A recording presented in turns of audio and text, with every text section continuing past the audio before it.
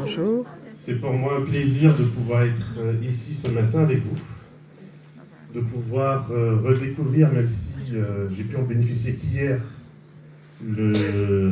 la joie du soleil. Alors, donne-moi quelques secondes. J'ai un peu chaud d'ailleurs.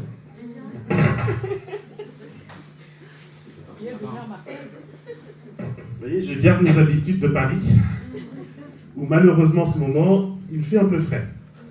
Heureusement, aujourd'hui, à Marseille, même si le soleil n'est pas au rendez-vous, au moins, la température reste bonne. Cela fait un petit moment qu'on ne s'est pas vu, n'est-ce pas? Oui. Donc merci de continuer à m'inviter, à me permettre de pouvoir justement revenir prendre quelques vitamines D ici à Marseille. Encore une fois, c'est vraiment pour moi un plaisir chaque fois que je peux passer une journée avec vous. Aujourd'hui, Tracy m'a demandé d'aborder avec vous la thématique de l'intelligence artificielle. Alors je sais que pour certains d'entre vous, vous allez entendre cela et vous allez commencer à paniquer en vous disant ce matin, David va parler, moi je ne vais rien comprendre. Alors je vous rassure, j'espère que ce ne sera pas le cas. Si c'est le cas, vous levez la main, vous dites David, stop, et je vous promets, je m'arrête. Okay, mais effectivement, l'intelligence artificielle, pour ceux qui ne savent pas, avant d'être pasteur, j'ai une formation en informatique et du coup, tout ce qui est technologique, moi ça me passionne. Et quand en plus une technologie me permet de gagner du temps ou de faire du travail à ma place, en réalité je suis un gros fainéant. Et donc très clairement, tout ce que je peux déléguer, personnellement, je suis très heureux et je m'en porte mieux. Et donc, qui ici a déjà eu l'expérience, a déjà pu expérimenter de l'intelligence artificielle? Est-ce que je peux voir les mains? Ok, quand même. D'accord. Ça veut dire que les autres, vous n'avez jamais utilisé d'intelligence artificielle? Ok. Ah. Qui ici a déjà tapé dans son téléphone, par exemple, photo maman, pour retrouver des photos de sa mère pour faire un diaporama pour la fête des mères, par exemple, pour son anniversaire? Non. Qui dans sa galerie photo a déjà tapé chien pour retrouver les photos de son petit caniche ou de son chien ou du chien de ses voisins? Ok. Qui ici a déjà été au téléphone pour une entreprise ou un service public et il y a une voix un peu robotique qui lui a demandé de dire la raison pour laquelle il appelait? Ok. Alors ça veut dire que les autres qui lèvent pas la main, ça veut dire soit vous avez la chance incroyable d'avoir un partenaire, un conjoint ou un enfant qui s'occupe de vos démarches administratives, soit ça veut dire qu'il y a un petit moment que vous n'avez pas payé vos impôts. Je pense qu'on va en faire une petite déclaration à l'ARS, d'accord, de visiter cette église. En fait, on ne s'en rend pas toujours compte, mais en 2025, on utilise l'intelligence artificielle au quotidien. Parce que l'intelligence artificielle, ce n'est pas juste un gros mot, c'est simplement un principe qui existe et qui fait que grâce à des calculs, des ordinateurs sont capables de tirer des conclusions sur ce qu'on pense faire, ce qu'on pense demander. Par exemple, le téléphone que vous avez dans votre poche, aujourd'hui, il y a des calculs en permanence qui se réalisent pour analyser votre fonctionnement et faire en sorte que certaines tâches, si l'intelligence artificielle anticipe que vous allez, par exemple, avoir une longue journée, vous allez passer toute la journée à l'église, il va ralentir ou supprimer certaines mises à jour, certaines fonctions sur votre téléphone, pour s'assurer que votre batterie dure le plus longtemps possible. Et donc, sans vous en rendre compte, vous avez dans votre poche un petit outil qui va utiliser des algorithmes, c'est ce qu'on appelle, d'accord, des calculs et des statistiques qui se font de manière automatisée et qui en permanence tournent en arrière-plan pour essayer d'analyser est-ce qu'on a besoin de mettre en pause certains programmes ou pas. Est-ce que lorsque vous démarrez votre voiture et que le téléphone se connecte à la voiture et que vous avez, pour ceux qui utilisent Waze, une proposition automatique de vous dire est-ce que vous voulez aller à la maison, est-ce que vous voulez aller au travail ou est-ce que vous voulez aller peut-être à des endroits que vous n'êtes pas censé aller, eh bien, Waze utilise l'intelligence artificielle pour pouvoir tracer vos mouvements, vos déplacements et analyser si oui ou non vous avez plus de chances d'accepter de vous rendre chez vous en quittant le culte ce matin. Donc encore une fois, l'intelligence artificielle, c'est vraiment quelque chose qui aujourd'hui fait partie de votre quotidien. Maintenant, laissez-moi vous poser la question. Qui ici peut survivre une journée sans électricité à la maison? Ok. Sans électricité. Ok. Une journée. Ouais. Comment? Qui ici peut vivre une journée sans eau à la maison? Ouais. Mais on survit. Il y a plus de mains. Alors moi je dis qu'il y a plus de gens qui sont prêts à ne pas se laver dans cette église qu'il y a des gens qui sont prêts à ne pas cuisiner ou à utiliser un frigo. Je dis ça, je dirais. Qui ici est prêt à passer une journée sans aucune connexion Internet? Ouais, ok. Ok. 2 journées sans connexion Internet. Ouais, un peu moins de demain. 3 journées sans connexion Internet. Parce que je ne veux pas gagner de l'argent. On a des familles quand même, on est civilisés.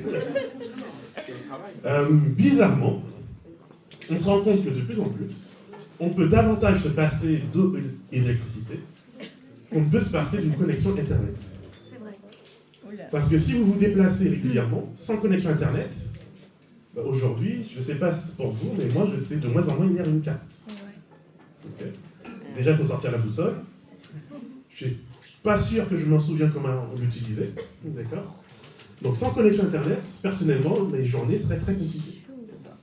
Et au-delà du fait de pouvoir utiliser cet outil grâce à Internet pour un certain nombre, que ce soit le GPS, que ce soit recevoir ses emails, être en connexion avec sa famille, ses amis, au travail ou autre, en fait, derrière, il y a un besoin de connexion. Et il y a une étude qui est sortie cette semaine et qui a montré que les gens de ma génération, d'accord, j'ai 38 ans, ceux qui s'y retrouvent, les années 80, on avait un périmètre de déplacement autour de nos maisons d'à peu près 30 km.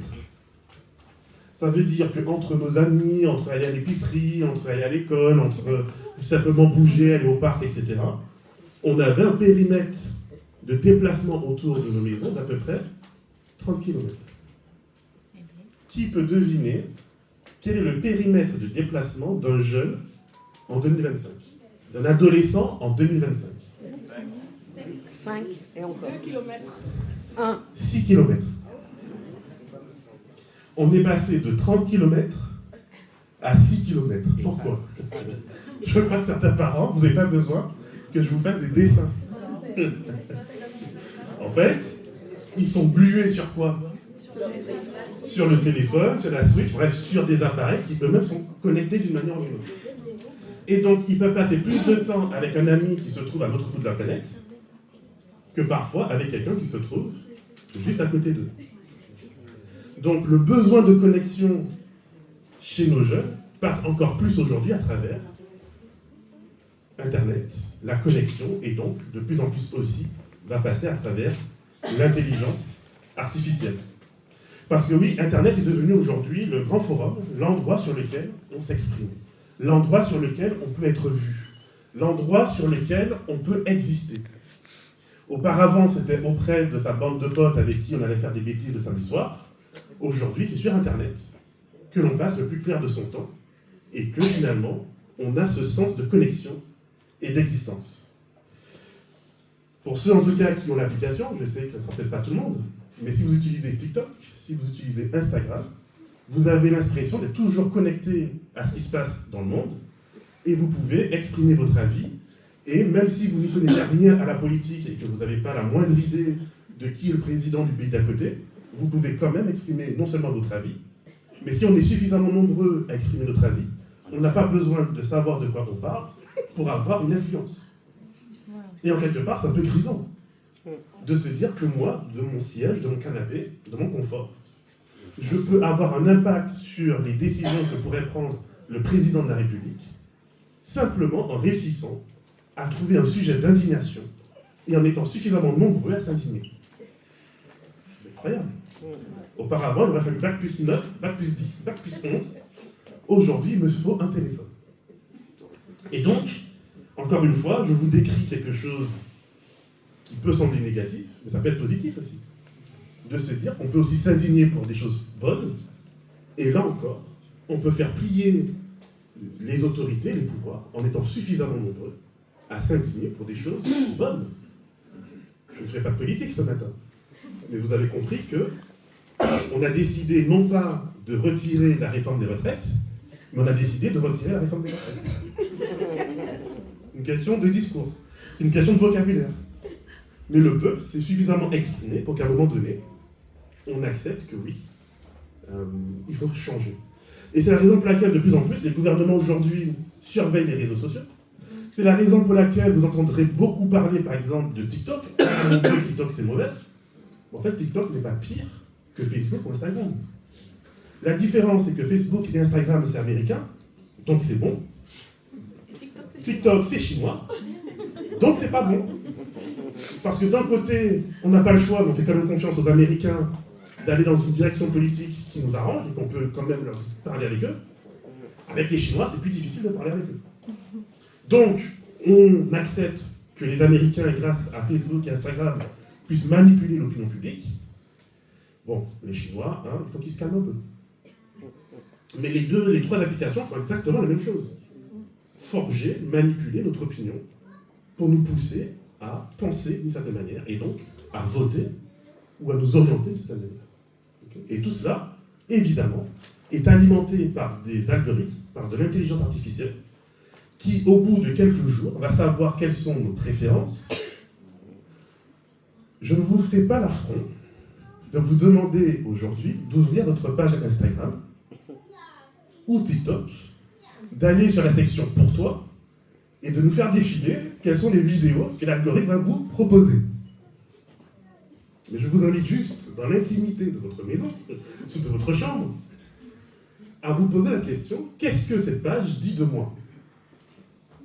Parce que même si vous n'avez pas un intérêt actif pour ce que cette page va vous montrer, néanmoins, l'algorithme a identifié qu'en fonction de votre tranche d'âge, en fonction de votre genre, en fonction de des intérêts sur lesquels vous aurez cliqué, le temps que vous allez passer plus ou moins sur une vidéo, même si vous résistez à la tentation, mais le temps de faire passer, la vitesse avec laquelle vous ferez passer à la vidéo suivante, tout cela va être enregistré pour dresser un profil de vous et vous dire voici ce qui, selon notre algorithme, a plus de chances de vous faire rester sur l'application.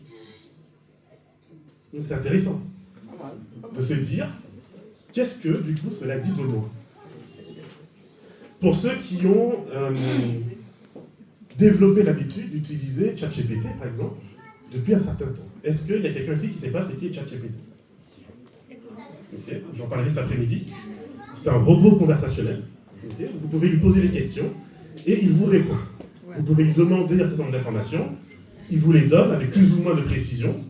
Vous pouvez l'utiliser pour coder, faire des pages web, vous pouvez l'utiliser pour lui demander des recettes de cuisine, bref, vous pouvez l'utiliser pour un peu tout et n'importe quoi. Même pour discuter. Au bout d'un certain temps, je reviendrai là-dessus cet après-midi, demandez-lui, dresse-moi le profil psychologique de ma personne en fonction de notre conversation. Et lisez les résultats. Et je vous assure que vous serez extrêmement surpris. Les psychologues dans cette salle ont du souci à se faire. Un petit peu quand même. Donc, nous sommes face à un outil qui répond à un besoin. Mais ce besoin n'est pas nouveau. À quel moment dans la Bible on retrouve pour la première fois ce besoin de connexion? Dans la Genèse, plus précisément, à la création, plus précisément, Genèse chapitre 2, la première fois que Dieu dit « Il n'est pas bon que l'homme soit seul, je lui ferai une aide semblable à lui. » L'homme se retrouve face à un besoin de connexion. Et ce qui est intéressant, c'est que Dieu ne va pas tout de suite lui créer l'aide semblable à lui. Dieu va d'abord créer le règne animal. Et le texte va terminer, mais pour un homme, il ne trouva pas de vivacité semblable. Et donc, on est face à un besoin de connexion qui est tout à fait naturel, que Dieu reconnaît comme étant normal, puisque dans tout son projet créationnel, c'est la seule fois où il dira « il n'est pas bon que ». Par contre, il va proposer à Adam un chemin de réflexion, d'analyse, d'observation, avant de lui donner cette aide qui est censée matcher pleinement son besoin. Et là, pour moi, il y a vraiment quelque chose que je souhaite retenir et vous partager. c'est que nous avons souvent des besoins qui sont en soi des besoins normaux. Et la façon dont nous y répondons, c'est souvent là où finalement il y a un besoin de discernement. Parce que vous allez entendre parler que les jeunes sont de plus en plus sur les réseaux sociaux, c'est vrai. Mais en fait, être sur les réseaux sociaux, c'est la réponse à un besoin. La réponse n'est peut-être pas adaptée, mais il ne suffit pas de dire « tu passes trop de temps sur les réseaux sociaux » si vous ne proposez pas une solution pour répondre aux besoins. Donc ici, dans ce texte, Dieu constate qu'effectivement, il y a un besoin, et Dieu va permettre à Adam de développer une conscience de son besoin, et d'analyser si oui ou non, lorsqu'il regarde la femelle guenon, la lionne ou autre, est-ce qu'il y a possibilité de matcher quelque chose ou pas. Je vous l'ai déjà dit ici, je suis heureux que Adam, ayant vu la femelle guenon, ne se soit pas dit on va peut-être tenter quelque chose. Non. Il a eu ce discernement, il a eu cette confiance en Dieu, de rester même sur un échec. Pour un homme, il ne trouva pas de vis-à-vis, parce qu'il a été dans cette capacité de discernement et de comprendre qu'on ne peut pas répondre à un besoin de n'importe quelle manière. Et c'est là où, finalement, tout ce qu'on va parler aujourd'hui au niveau de l'intelligence artificielle, ce n'est pas quelque chose qui est nouveau, c'est simplement que l'intelligence artificielle facilite la façon par laquelle on va vous proposer une connexion. Et pour beaucoup de personnes, ce sont des entreprises, la seule connexion qu'elles veulent réellement, c'est une connexion avec votre portefeuille. Et ça, c'est leur affaire. La question, c'est comment nous acceptons ou pas, où nous mettons la limite dans l'acceptation de ce changement de société, qui est un changement des profondeurs. Je suis convaincu que l'intelligence artificielle est une révolution identique à l'invention de l'écriture. Vous pouvez dire « Ah non, mais c'était mieux avant qu'on pouvait tous se souvenir de tête ». Bon courage. Quoi qu'il en soit, apprenez à lire et à écrire, n'est-ce pas? De la même manière, vous pouvez vous dire « Moi, l'intelligence artificielle, je ne veux rien avoir à faire avec ». Apprenez malgré tout à discerner son usage et surtout de quelle manière on l'utilise pour pouvoir vous manipuler. Autrement, vous allez vous retrouver comme notre cher Uri. Vous allez porter avec vous une lettre, pensant que tout va bien. Et la lettre, elle a fait quoi? Il a porté sur lui-même sa sentence de mort. Et en quelque part, c'est ce qu'on fait un peu aujourd'hui. En se disant, si pour les autres, on ne s'en occupe pas, eh bien, on porte sur nous des choses qui nous permettent le contrôle. Vous avez, en termes d'usage de l'intelligence artificielle, un pas qui a été fait durant les derniers JO. Vous avez des outils qui permettent, lorsque vous marchez dans la rue, vous voyez qu'il y a des caméras un peu partout. Vous avez derrière des logiciels qui sont capables, par rapport au passeport que vous avez fourni, d'analyser votre visage et de vous classifier automatiquement, citoyen français, étranger, lorsque vous vous déplacez dans la rue. Et ça permet de contrôler les mouvements de population. Et lorsqu'il y a des manifestations, lorsqu'il y a un certain nombre de choses et que le gouvernement veut s'assurer que certaines personnes qui pourraient poser des problèmes, faire des troubles, ne soient pas là, il suffit, on sait quand vous quittez votre domicile et on sait quand vous y retournez. Le téléphone que nous portons sur nous, j'ai été rencontrer les renseignements généraux. Et c'est assez intéressant de voir qu'aujourd'hui, la plupart des enquêtes policières commencent et terminent avec les téléphones. Les policiers n'ont même plus trop besoin d'aller sur le terrain constater quoi que ce soit. On tape votre nom et on sait où vous avez été, les heures et le temps que vous y avez passé. Et à travers cela, on connaît énormément de choses sur vous. On connaît ce que vous cherchez sur Google. Même en privé. Même en privé, et surtout en privé.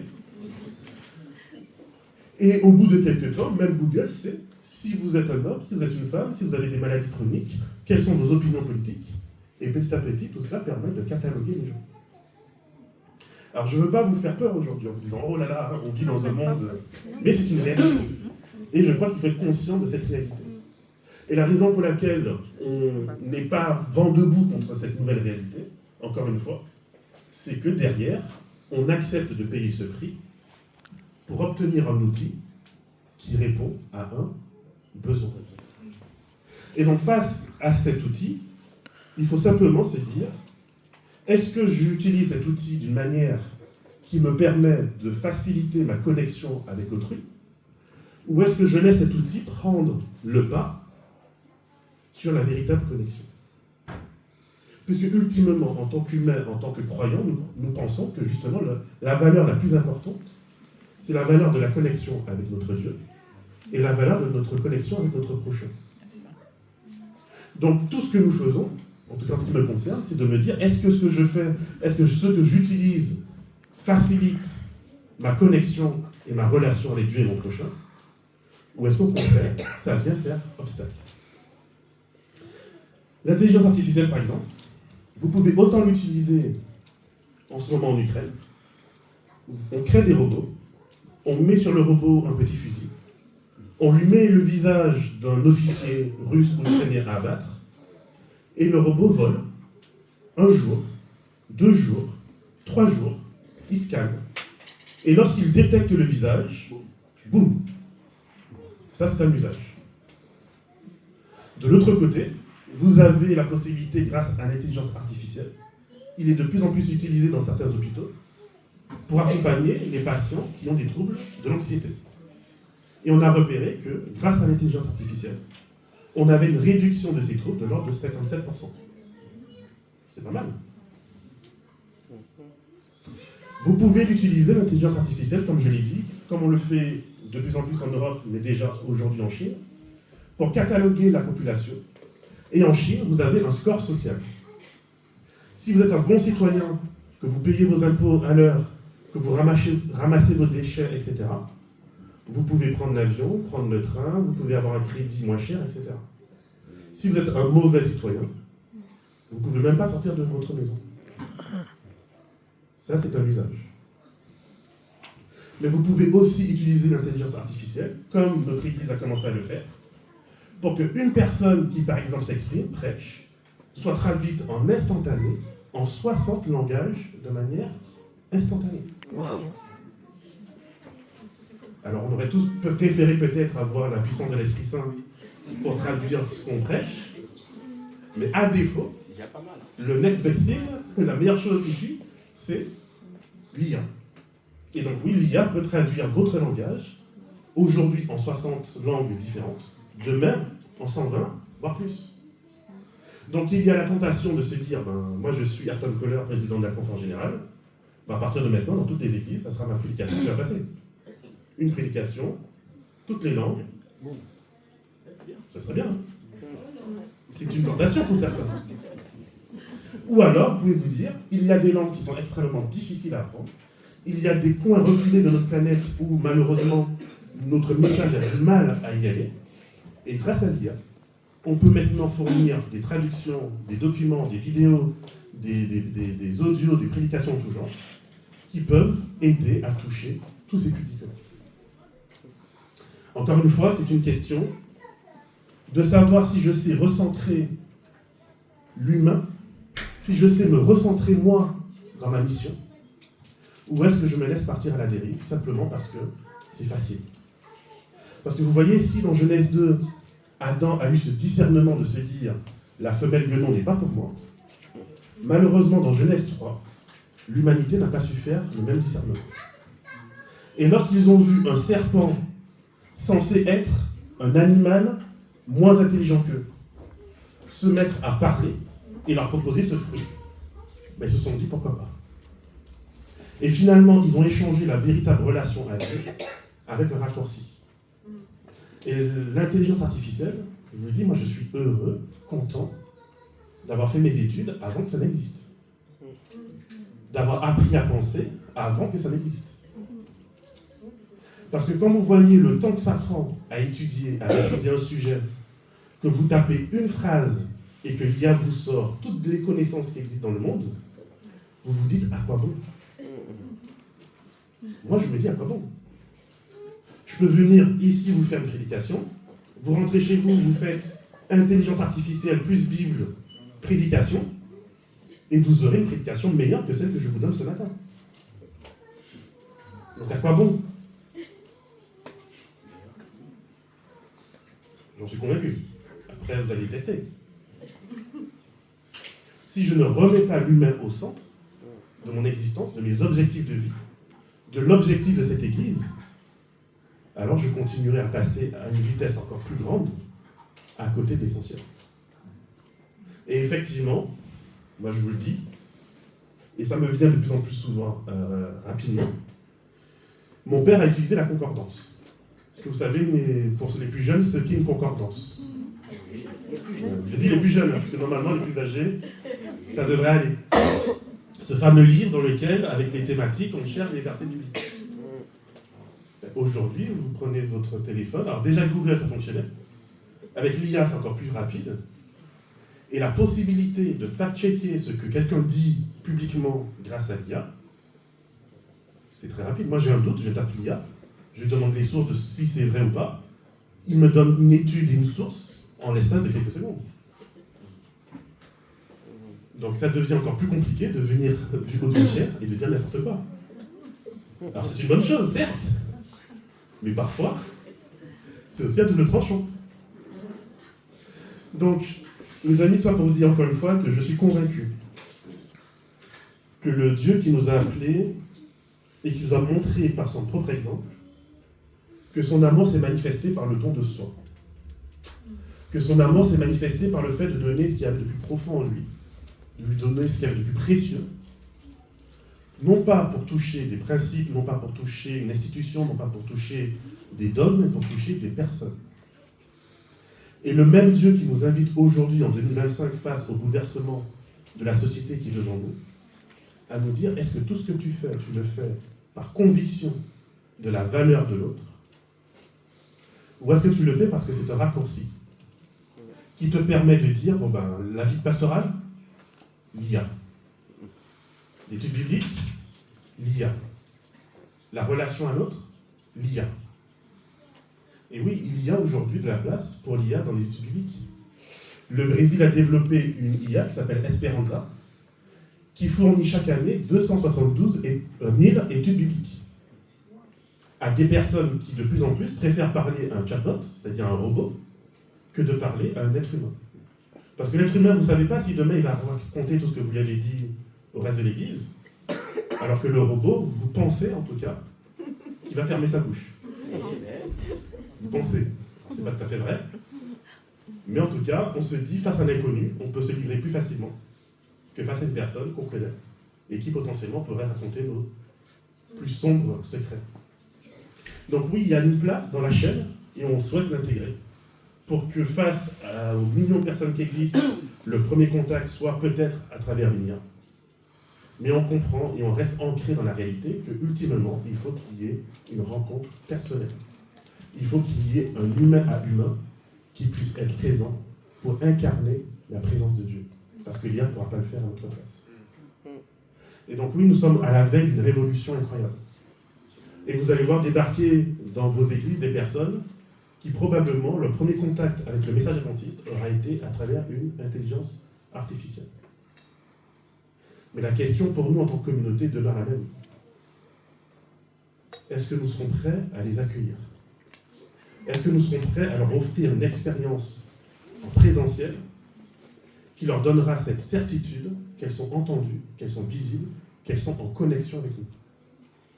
Ou bien est-ce qu'après une journée passée ici, elles vont se dire, bon ben moi je retourne parler à mon chatbot, parce que entre Esperanza et David Miller quand je rencontre en présentiel, eh ben punaise, Esperanza est quand même plus poli. Et au moins Esperanza me dit bonjour. Et au moins Esperanza me dit, ah mais t'es génial, c'est une super question que tu poses. Plutôt que de faire... Ça c'est un choix que nous avons à faire individuellement. Et c'est un choix que nous avons à faire en tant qu'Église. Et pour ceux qui le souhaitent, je vous donne rendez-vous cet après-midi. Nous allons entrer plus en détail dans comment utiliser l'IA, dans ce qu'elle peut nous apporter, et comment nous pouvons faire en sorte d'en faire un bon usage. Je vous invite à vous lever, et je proposerai qu'on puisse prier ensemble.